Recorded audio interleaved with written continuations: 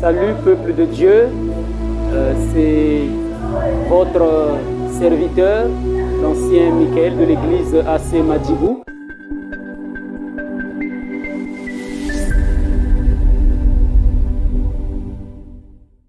Ce matin, nous avons parlé d'un sujet très important, la femme à la perte de sang. Et notre thème, nous l'avons intitulé « Le toucher révélé ».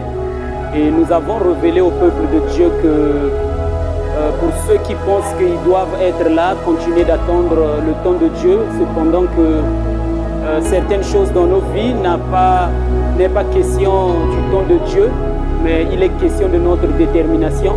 Donc avec le message, nous avons révélé qu'on peut provoquer une saison rien que par sa détermination, rien que par sa ténacité, parce que nous avons fait comprendre au peuple de Dieu, c'est que pour celui qui est persévérant, c'est que la persévérance ne manque pas d'opportunités.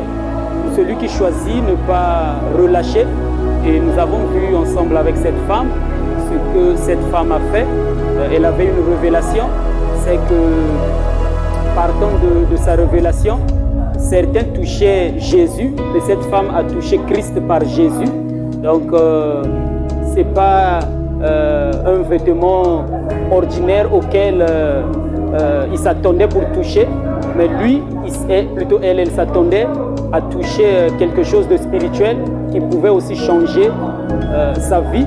Donc, nous avons vu ensemble que Jésus portait une tunique selon la loi. Un sacrificateur ne pouvait pas se balader avec cette tunique, mais lui, en se baladant avec cette tunique, la loi disait que si un sacrificateur se baladait et que le peuple touchait le sacrificateur, cette tunique devrait sanctifier le peuple. Et c'est ce que cette femme a fait. Elle a eu la révélation, elle a touché, elle a été sanctifiée, elle a été guérie. Donc nous encourageons le peuple de Dieu de ne pas s'habituer avec le Dieu dont ils servent, mais tout le temps de rester dans cette présence et par cette présence, ils recevront une révélation fraîche liée aussi à leur bénédiction.